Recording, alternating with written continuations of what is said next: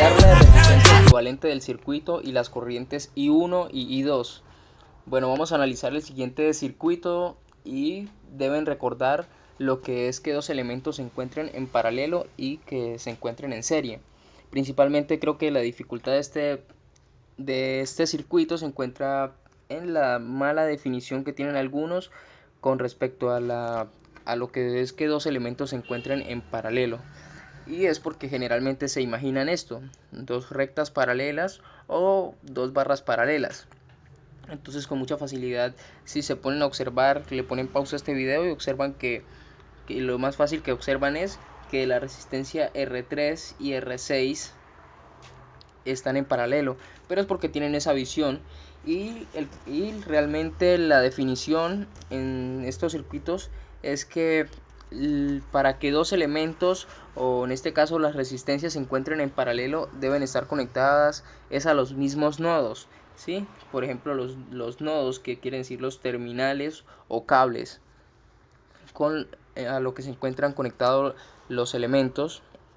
Y para eso un ejemplo sería esto, que no importa la figura que forme el cableado, sino que se encuentre conectado a los mismos puntos, así como pueden observar ahí con diferentes colores, pero solamente están conectados a dos puntos, sin importar la figura o la forma que den. Entonces, para que se nos haga mucho más fácil analizar este circuito, vamos a cambiarle de color a cada uno de los nodos. Entonces, vamos a poner de color morado este nodo de aquí arriba y el nodo va a ser todo hasta donde lleguen hasta algún elemento, como por ejemplo ahí hasta donde llegan a alguna resistencia deja de ser el nodo, y en este caso el verde será todo este y este será de amarillo, que vendría siendo todo esto hasta que llega a la fuente de voltaje que se encuentra aquí, hasta la resistencia y hasta esta resistencia. Entonces ahora con más facilidad podemos darnos cuenta qué elementos se encuentran en paralelo, que es, que es lo más general, porque en este circuito hay mucho más elementos en paralelo de los que pueden observar. Como por ejemplo ya se habían dado cuenta que estos dos estaban en paralelo, pero resulta que este también estaba en paralelo con ellos, con esos otros dos. Y resulta que la resistencia esta de 9 ohmios con la de 18 ohmios también está en paralelo, porque se encuentra conectada al nodo de color verde y al nodo de color amarillo. Cumplen con la condición de estar conectado a los dos mismos nodos. Entonces vamos a ir paso por paso. Primero vamos a hallar la resistencia equivalente de R3 y R6. Sabemos que la resistencia equivalente vendría siendo la suma de los inversos, pero si simplificamos esa operación nos quedaría que sería la multiplicación de las resistencias entre la suma. Eso vendría siendo de la siguiente manera y sería igual a 2 ohmios, y redibujamos el circuito y nos quedaría de la siguiente manera. Recuerden que la resistencia equivalente debe estar conectado a los mismos nodos. Aquí estaría conectado al de color morado y al color verde, ¿sí? Deben de cumplir esa condición, volver a conectarlos en los mismos nodos. Ahora sabemos que la resistencia R2 y R2, que ahora me quedaron del mismo valor las dos, están en paralelo y volvemos a realizar lo mismo. La equivalente vendría siendo 2 por 2 y 2 más 2, lo que sería igual a 1 ohmio, ¿sí? 4 entre 4, 1 ohmio, y redibujamos nuestro circuito, nos quedaría más simplificado. Ahora recordando que aquí observamos que estas dos resistencias también estaban en paralelo, ahora realizamos la suma de R9 y R de 18 ohmios, lo que sería la equivalente a 9 por 18 entre 9 más 18, lo que sería igual a 6 ohmios. Entonces redibujamos nuestro circuito. Bueno, deben recordar que el comportamiento de la corriente, mire, la corriente que se supone que viaja por el circuito viene de esta manera, pero en el momento que llega a este punto hay dos cables, ella llega y se divide por aquí y se divide por aquí. En este caso I2 pasa por la resistencia de 18 ohmios, pero en el momento que eliminamos esta salida de corriente y se pone una sola, la corriente que viaja por aquí se suma con la I2 y va a cambiar el valor, por lo tanto la resistencia cambia y el valor de la corriente que pasa por ahí también va a cambiar. Por ejemplo, por eso ya perderíamos a I2, pero continuaremos porque tenemos aquí a I1 que pasa justo por la fuente de voltaje. Entonces nos sirve de todas formas. Continuemos. Ahora podemos observar que la resistencia de 5, de 1 y de 6 es muy evidente y mucho más sencillo darnos cuenta de que se encuentran en serie, ¿sí? Si un nodo se atravesara por aquí o algo así, ya sabríamos que la de 5 y la de 1 ya no estarían en serie, pero en este caso no sucede eso. Aquí continuamente viene una tras otra. Entonces el siguiente paso es que sabemos que están todas en serie y realizamos la suma de las siguientes resistencias, que la suma en serie es mucho más sencilla, una suma algebraica.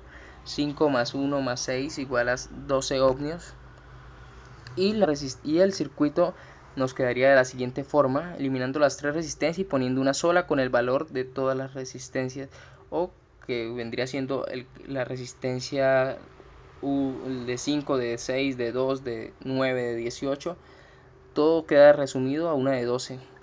Por lo tanto, ya habremos resuelto uno de los principales, uno de lo que nos estaba pidiendo el problema, hallar la resistencia equivalente. Ahora continuamos hallando la corriente I1. Entonces debemos recordar que la ley de Ohm nos dice que el voltaje va a ser igual a la resistencia por la corriente.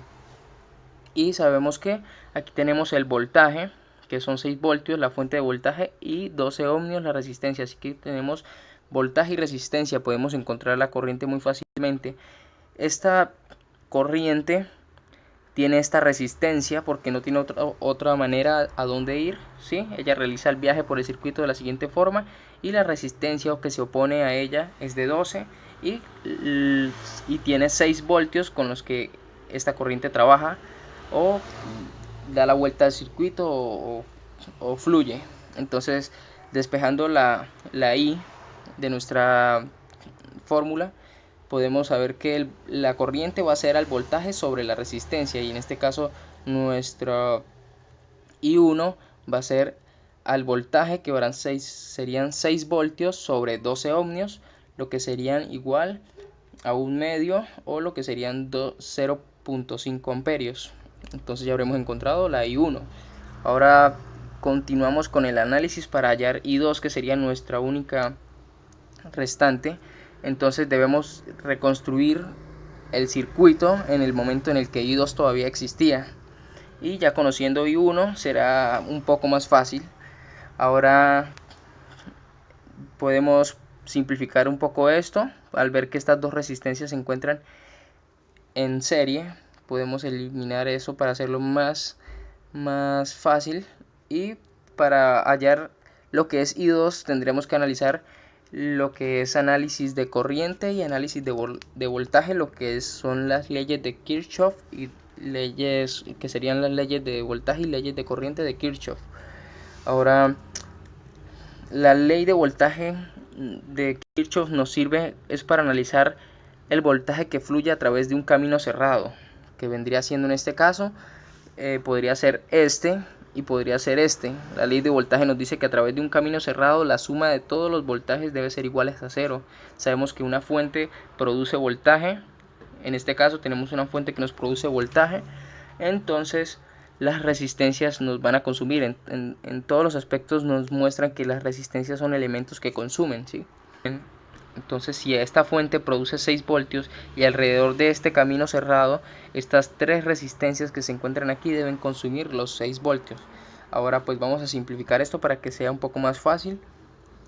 Podemos eliminar esas dos resistencias que están en serie y ponemos la resistencia equivalente de esas dos, que vendría siendo una resistencia de 5 más 1, 6 ohmios, y nos olvidamos de esas dos.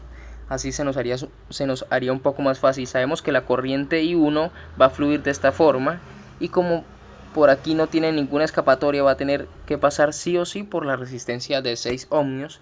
Así que podemos hallar el voltaje para esta resistencia de 6 ohmios sabiendo que la corriente es I1.